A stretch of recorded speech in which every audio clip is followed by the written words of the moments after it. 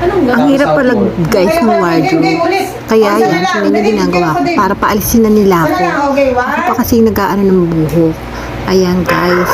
Oh, ayaw naman ako. Hindi naman effective yung ginagawa ko para mapaalis ako. Kasi guys, antok na ako eh. Diba? Antok na kaya ako dyan kasi wala akong tulog buong magdamag.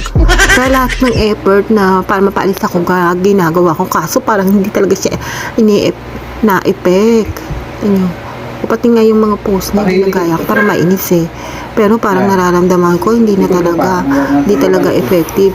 Kaya ang ginawa ko bandang huli, nagmakaawa na lang ako at yon, nakaalis din ako guys. Pero ang kinalabasan naman ng mga shoot niya, parang okay naman.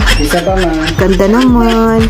Hindi nga lang talaga na effective yung mga effort kong pahiga-higa.